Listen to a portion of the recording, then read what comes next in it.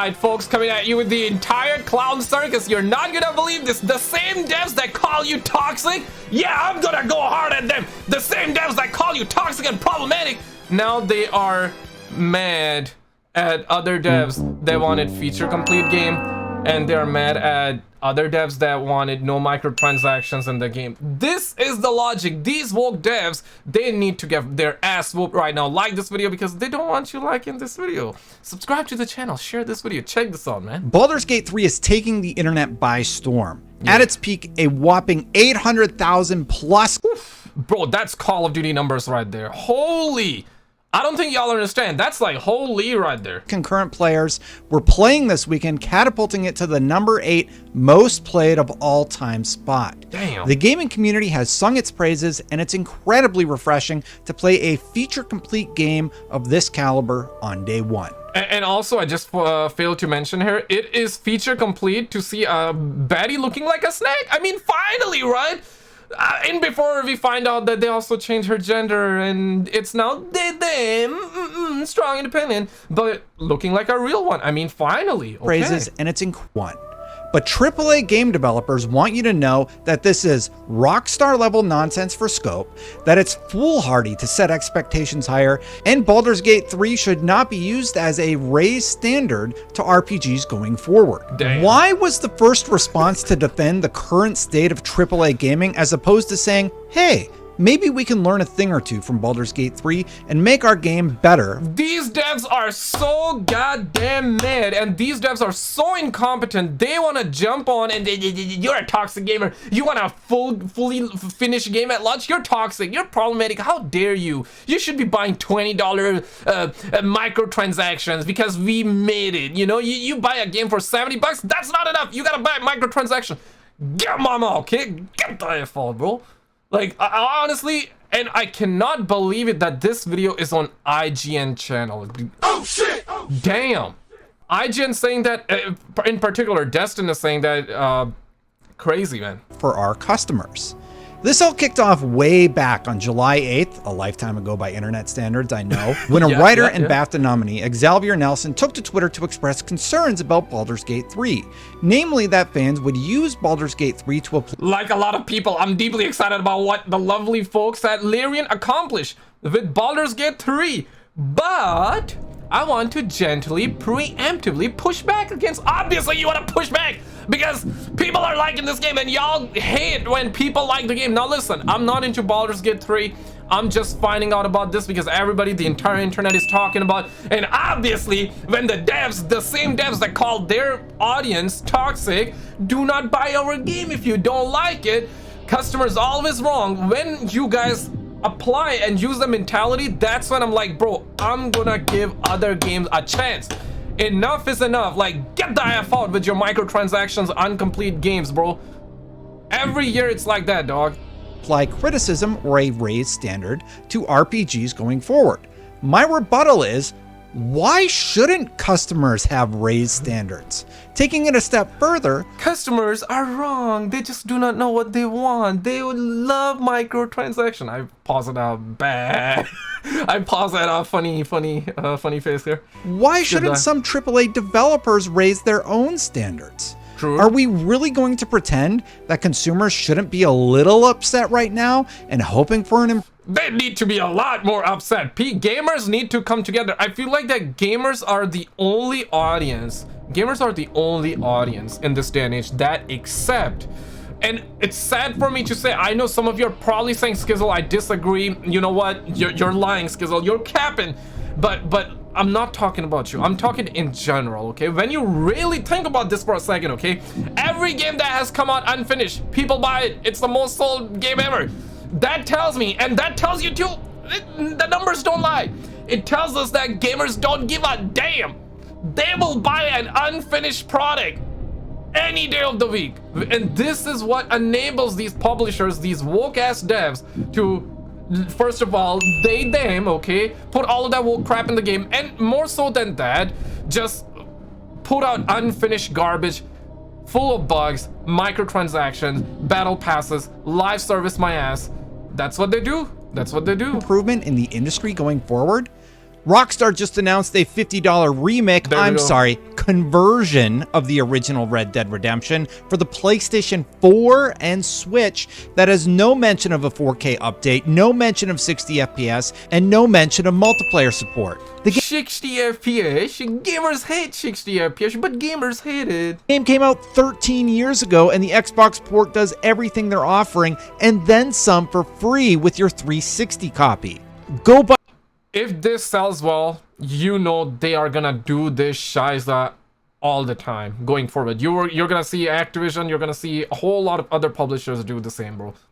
Buy a brand new copy of the Game of the Year edition on Amazon right now for $30. Hey man, you got your address showing up. Nah, he's not signing. My bad. And you're good to go. Star Wars Jedi Survivor, when released on PC, had furious fans citing numerous problems getting the game to run, frequent crashes, and similar problems on the PlayStation 5 and Xbox. EA apologized and is still working to fix the issues. They always have these apologies ready. Always. Have you ever wondered, you know, game comes out 2 hours later, apology, we like to apologize to our fans. This is what's happening, man. Destiny 2 just released a State of the Game blog saying, amongst other things, that they don't have the resources to release new ritual armor every season. But that same studio manages to create new armor sets in the shop for up to $20 a pop without fail every season. Diablo 4 unabashedly has several character skins priced at $20 each and just released their first season that had a patch that was so poorly thought out that the developers had to have an emergency live stream to apologize. Bombocard! Yeah, imagine having an emergency live stream just to apologize to your fans. Y'all suckers cannot come out with a complete game at launch. My god, bro. My god. And obviously, they're gonna label me and you, all of us, as toxic gamers. Just, hey, guys, this is a built-up frustration. Not because one game was unfinished, not because 2 games were launched like that. We are seeing games, literally all the games, literally, and minus like some indie games. And shout out to the indie devs, man. Y'all are killing it. Shout out to the indie devs, and I'm gonna take it on the chin. I used to make fun, but in a you know, sarcastic way. Most of the time I'm just joking around, right? I don't mean to offend anybody. Most of the time I'm joking around, but I used to obviously make some jokes with the indie devs, right? It's just an indie game, but it was all in light-hearted fashion. But I want to still take it on the chin and say that I should not have done that, because right now the only good games coming out, whether I'm into it, whether it's my cup of tea or not, whether I like the game or not, that doesn't matter. Objectively speaking, if a game is complete and an audience likes it, they succeeded. They just succeeded. Simple as that. You deliver, people buy, people like, that's a W. And have since begun working to revert those changes. We don't plan on doing a patch like this ever again. Okay, you need a more comparable RPG example of why fans are heralding Baldurs Gate 3 as a breath of fresh air? Look no further than Mass Effect Andromeda, which was widely panned. Sorry, my face is tired from dealing with everything. Or Cyberpunk 2077 that made promises about last-gen game consoles that it couldn't keep. It took CDPR almost a year to get that all sorted. And it's still not, guys, let's be real, okay? I know there's an audience that loves Cyberpunk, and even me, I like Cyberpunk. The idea is very, very good, but even to this day, the game is not finished, guys. It's not finished. Objectively speaking, guys, let's get our feelings aside. Let's not be sentimental here. Cyberpunk, I love the game. I played it, but just be objective for a second. This game was not complete, still is not complete. Phantom Liberty is coming out, and they need to work a lot more to gain the trust back, and I truly hope they do, because it's one of those companies that at least did not abandon, like EA, when they abandoned Anthem. But I feel like that EA is getting better now. Stop the cap. I feel like they are getting better, but we need to expect more. We need to ask for more. We need to call them out, and we need to not be accepting all these failures. We need to not be one of those group of people that is like, it's good, everything is good, just give me, I'll buy it. I know you're gonna patch it 1 year later, 2 years later. Guys, come on, man. We should not be like that. I get it. you want to support the team, you love our game, and that's perfectly fine. But let's be objective here. If you want to keep on getting games like that, then go for it, buy it. But if you are like, hey, enough is enough, then we should actually talk about it, and we should talk with our wallets. Out. I'll make this as clear as possible to contextualize how fans are feeling. It feels like money has become more important than the core experience for fans. Damn. That's why Elden Ring, Baldurs Gate 3, and even The Legend of Zelda Tears of the Kingdom are being widely celebrated. Yeah, So- I'm not into Zelda, but listen, man, Zelda did very well, and people liked it, and that's a W right there. It's crazy to me that IGN, out of every big channel, IGN is talking about it. Dude, IGN is making a comeback. Like, holy, you know what I'm saying? Normally, I'm like 2 out of 10 IGN. I'm probably gonna have 2 out of 10 on the thumbnail because it's a running meme. It's just a meme. It's funny. It's funny. But I'm just mind blown that IGN is talking about all of this. But what is up with the excuses? A game came along that is amazing, is selling well, is being praised by developers and fans alike, and the response is, well, we can't do that.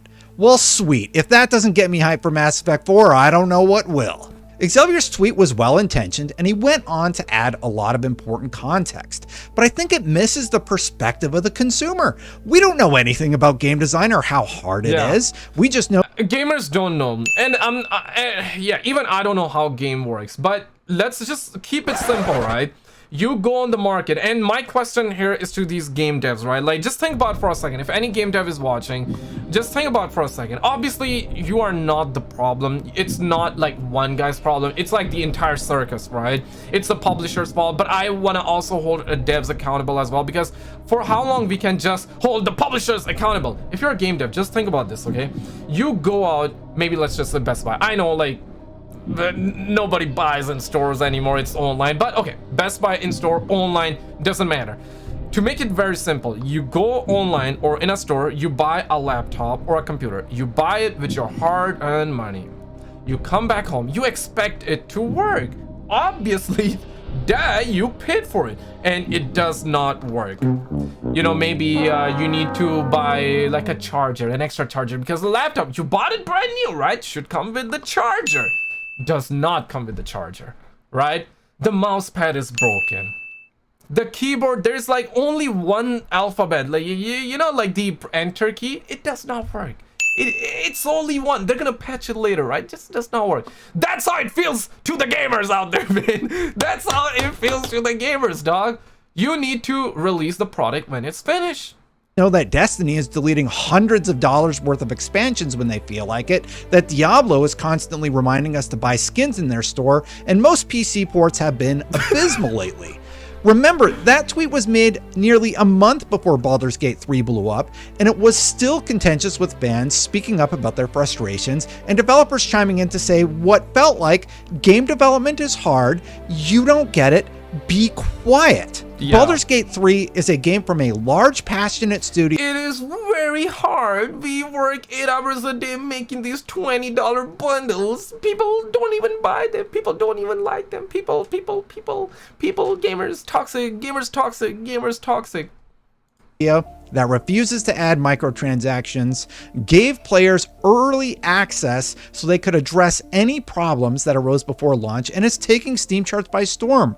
So Damn. Why should fans not use that as a gold standard of how to do it right? Dog, I'm not into Baldur's Gate, but I feel like just jumping on to kind of like give like a +1, you know what I'm saying? Like give like an extra player number, you know what I'm saying? And I'm pretty sure a lot more people in the coming days are gonna be jumping on Baldur's Gate 3. And I mean, yeah, hell yeah. This is why games like BattleBit, though, I have not purchased, I have not tried, but I looked at the gameplay and a lot of people love it. And I see why people love it. I see why people love it, even though the game is made by 3 devs. 3 devs. Those suckers made like, I believe, $20-some million. Oh, shit.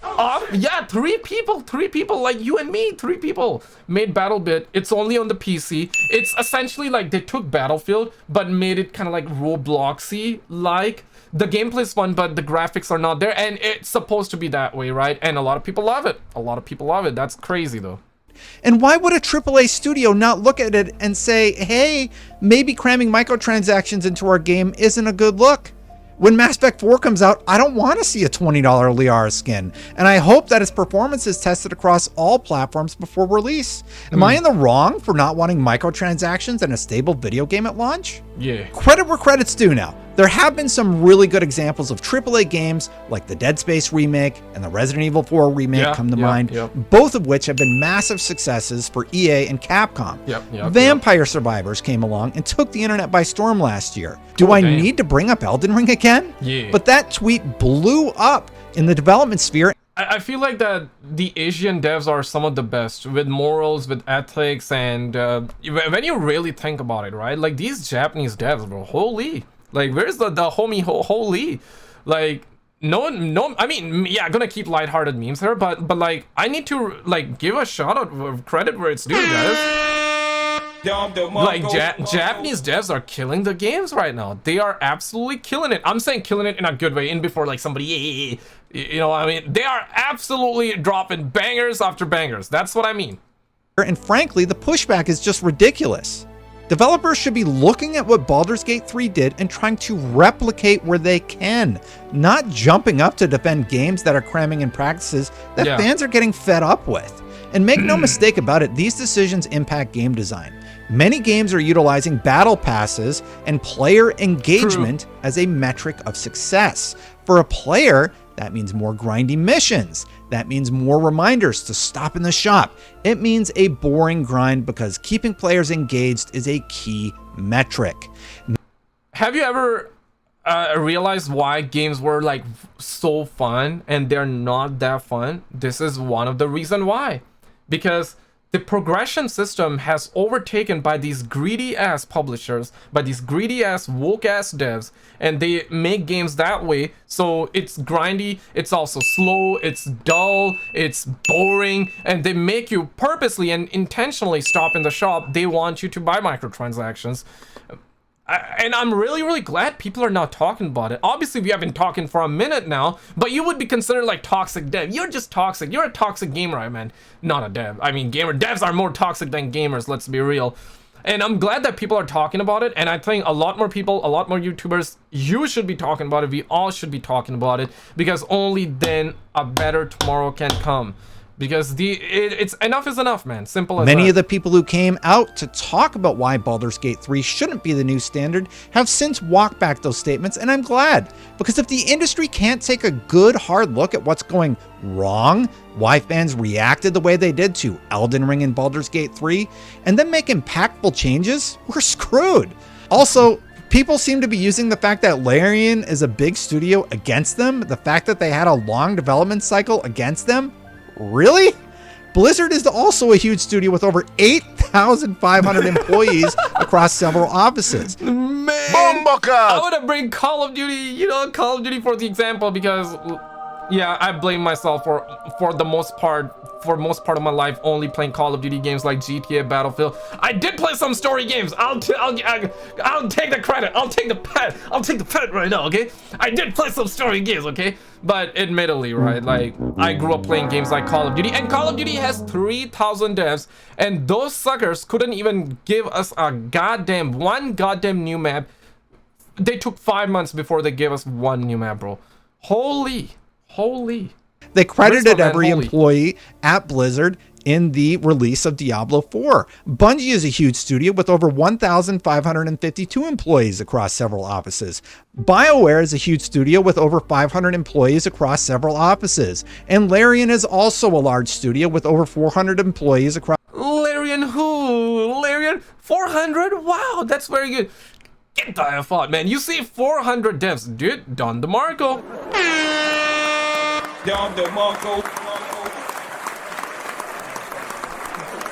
Across several offices.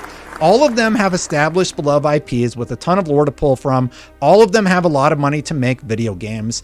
And all of them had a long time to make anything they wanted to make.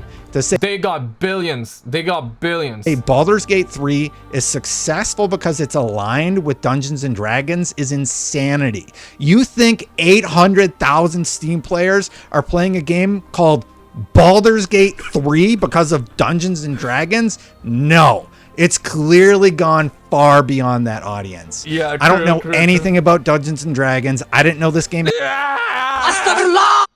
had anything to do with Dungeons and Dragons, and you know why I'm playing it? Because I like good games with a heavy focus on storytelling and bears. But anyway, it wasn't all doom and gloom from the development side. Thank you, Juno Blees, formerly of Riot, for jumping in and echoing exactly what I'm saying here.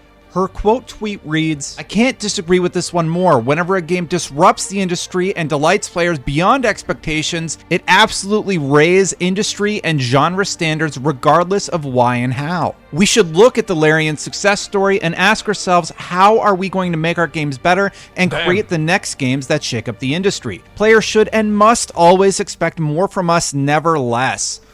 And this is where we're gonna end on a good note. W Juno, guys, check this out, okay? This literally just happened. I don't understand. I don't get it, bro. Like, what the actual crap? Check this out, and I will see you right there.